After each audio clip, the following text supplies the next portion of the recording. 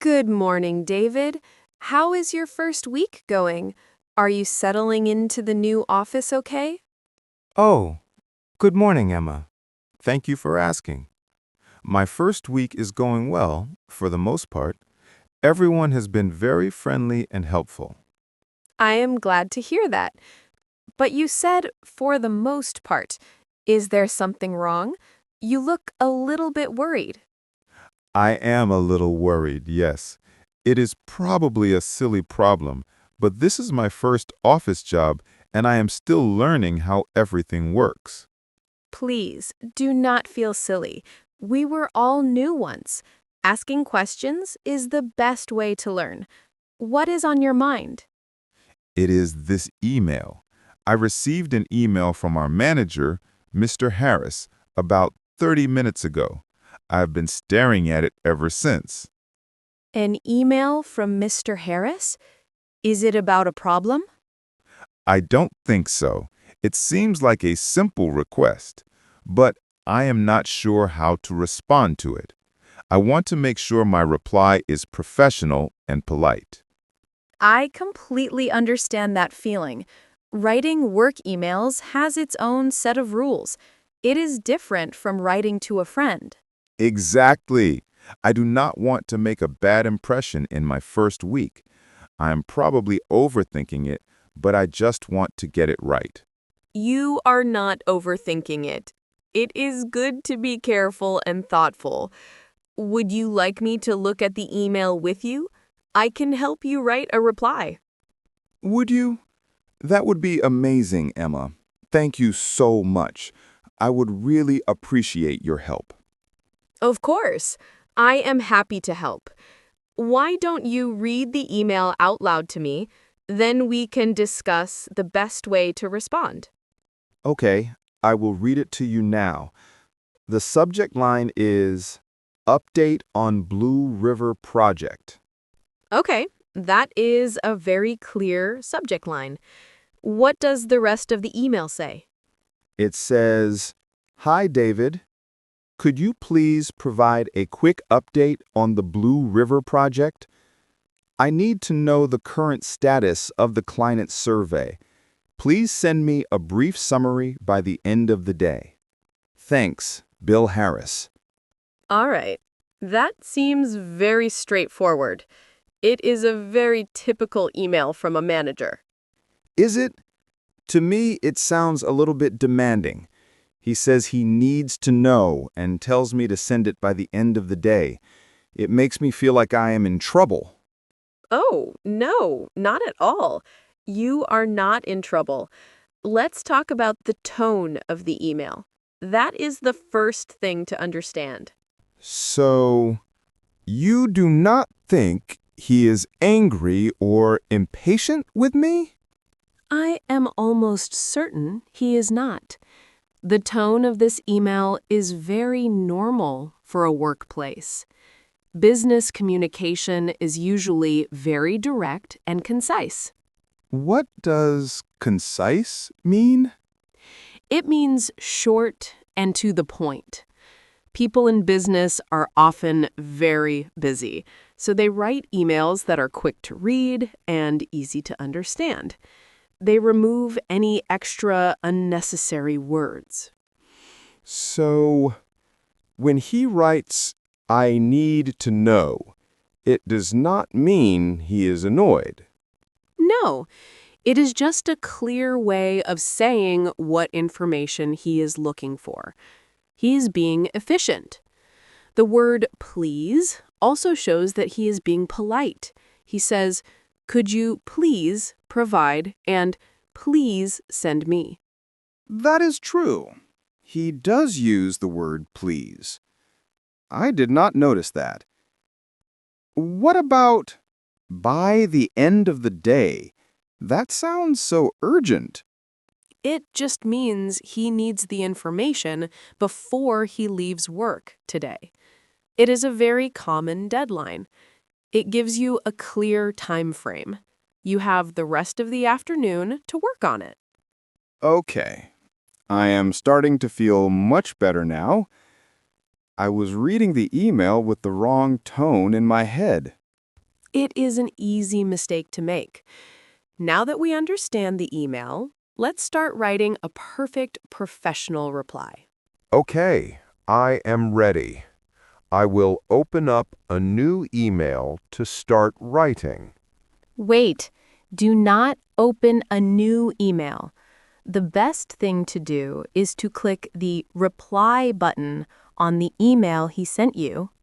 Why is that better than starting a new one?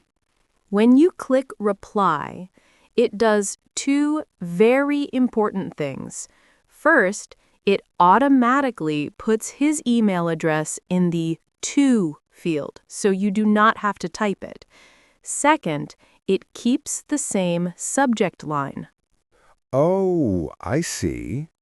The subject line will be the same, but it will have RE at the beginning. What does RE mean? RE is short for regarding or reply. It shows that your email is a response to the previous one. This is very important for organization. How does it help with organization? Mr. Harris probably receives 100 emails every day. When he sees RE update on Blue River project, he will immediately know that your email is the answer he was waiting for. It gives him context. That makes so much sense. If I started a new email with a new subject line, he might not know what it is about. Exactly. It saves him time and helps him stay organized. So the first rule is to always click reply to keep the email conversation in one chain. Okay, I have clicked reply. The subject line is there, and so is his email address. What is the next step? The next step is the greeting. This is also called the salutation. How you begin the email is very important because it sets the tone. Right. I want to sound friendly, but also professional. In the email he sent me, he started with "Hi, David." Yes, so it is perfectly safe to use the same level of formality in your reply. So, could I start my email with "Hey, Bill"? I would advise against that. Hey is very informal. It is something you might say to a close friend. In a professional setting, it is better to be a little more formal, especially with your manager. Okay, so "Hey" is not a good choice. What should I use instead? Hi is a great option. It is friendly, but still professional. You could write, Hi, Bill. Another safe and slightly more formal option is, Hello, Bill. What about "Dear Mr. Harris"? That sounds very formal and respectful. Dear Mr. Harris is very formal, and it is a good choice for a first email to someone you do not know. But since he signed his email with his first name, Bill, and he called you David, it shows that the company culture is friendly. Using Dear Mr. Harris might sound a little too formal in this situation. I see. So I should match his tone. He said "Hi, David," so I can say "Hi, Bill." That feels comfortable. I think Hi Bill is the perfect choice here. It is polite, respectful, and professional. Okay, I have typed "Hi, Bill" and a comma. I have pressed enter to start a new paragraph. Now I need to write the main part of the email. Yes, this is the body of the email. A good way to start the body is to acknowledge his email. It shows that you have read and understood his request. How do I do that? Should I say, "I am writing in response to your email"? You could, but that sounds a little bit robotic and overly formal. You can be more natural. A simple and friendly opening works best. Can you give me an example? Of course, you could start with something simple like, "Thanks for getting in touch," or "Thanks for the email." Or you could refer directly to his request, like, "I've received your request for an update on the Blue River project." I like thanks for the email. It is short and polite. Does that sound okay? It sounds perfectly fine. Another good option, which is very common, is to just get straight to the point after the greeting. You do not always need an opening sentence if the email is very short. So I could just start by answering his question directly. Yes, that is also a very professional way to do it. But since you are new, adding a polite opening line is a nice touch. Let's stick with a simple acknowledgement for now. Okay, so after hi Bill, I will write thanks for the email. What comes after that? Now you need to answer his two main questions. First, what is the current status of the client survey? And second, can you send a summary by the end of the day? Okay, I know the answers to those questions. The survey is complete, and all the data has been collected. And yes, I can definitely write a summary by the end of the day. That is great news. So you need to state that clearly and confidently in your email. How should I phrase it? Should I say, the survey is done? That is a little too informal. You can make it sound more professional.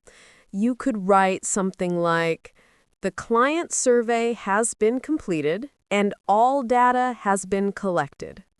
The client survey has been completed and all data has been collected. That sounds much better. It is clear and professional.